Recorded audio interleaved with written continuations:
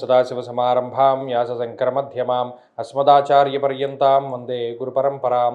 జ్యోతిష్ శాస్త్రాన్ని భావితరాల వారికి ప్రసాదించిన ఋషుల యొక్క పాదపద్మాలకి నమస్కారం చేసుకుంటూ, అలాగే నాకు ఈ జ్యోతిష విద్యను నేర్పిన గురువర్యులు జ్యోతిష్య బ్రహ్మ కీర్తిశేషులు శ్రీ ఈరంకి సూర్యనారాయణమూర్తి గారు, సూర్యశ్రీ దేవజ్ఞ గారి యొక్క పాదపద్మాలకి నమస్కారం చేసుకుంటూ, ఓం శ్రీ మహాగణాధిపతి నమః, శ్రీ గురుభ్యో నమః, హరి ఓం. వీక్షకులందరికీ నమస్కారం. ధనురాశి వారికి ఈ వారం సాధారణమైనటువంటి గ్రహస్థితే గోచరిస్తూ ఉన్నది.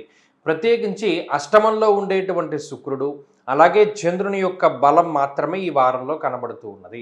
అలాగే ఈ రాశి వారికి సప్తమ స్థానమందు రవి బుధుల యొక్క సంచారము, అష్టమ గురుడు, పంచమ కుజుడు, ఇలా ప్రతికూలించేటువంటి గ్రహాల యొక్క సంఖ్య కొంత అటు ఇటుగా ఉన్న మిశ్రమమైనటువంటి ఫలదాతలు ఎక్కువ మంది ఉన్నారు. ప్రధానంగా అష్టమ గురుడు, అర్ధాష్టమ శనేశ్వరుడు, ఈ రెండు గ్రహాలు కొంత మానసికమైనటువంటి ఇబ్బందులను కలగజేస్తాయి.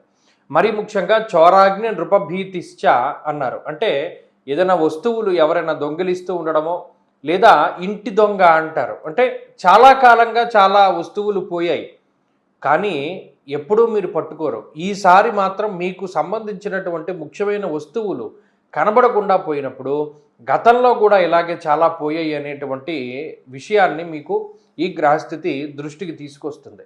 అలాగే చతుర్థ స్థానమందు శనేశ్వరుడు, ఇక్కడ కుటుంబ సభ్యుల యొక్క బలం ఏమీ లేదు. ఎంతసేపు మీరు సొంతంగా బతుకుతూ ఉండడం, మీ ఓన్గా మీరు ముందుకు వెళుతూ ఉండడం, అలాగే మీ హార్డ్ వర్క్, మీ శ్రమే మిమ్మల్ని కాపాడాలి తప్పితే ఎక్కడ అదృష్టం అన్న జాడలేదు. పలానా వాళ్ళు మనకు ఉపయోగపడతారు, మన కుటుంబ సభ్యులు, మన బంధువులు, మన మిత్రుల తాలూకు సహకారం ఉంటుంది అనేటువంటిది ఏది ఉండదు. ఎక్కడైనా కూడా మీకు మీరుగానే కష్టపడి ఫలితాన్ని పొందడమే తప్పితే ఇతరుల యొక్క సహకారం ఏమీ లేదు.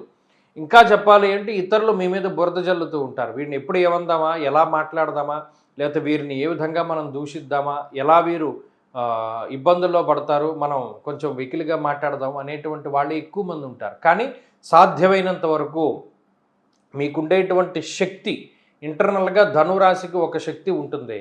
వారు ఎంతటి సమస్యనైనా సరే తిప్పికొట్టగలుగుతారు. అందుకనే ఆ రాశి సింబల్ కూడా అలాగే ఉంటుంది. ధైర్యంగా బాణాన్ని పట్టుకుని ఎక్కువ పెడతాడు. ఎందుకు అవతలవాడు వేసేటువంటి దాన్ని వీడు ఎదుర్కొనడానికి సిద్ధంగా ఉంటారు. కాబట్టి ఈ వారంలో మీ ఇంటర్నల్గా ఉన్నటువంటి శక్తి మీకు ఉపయోగపడుతుంది.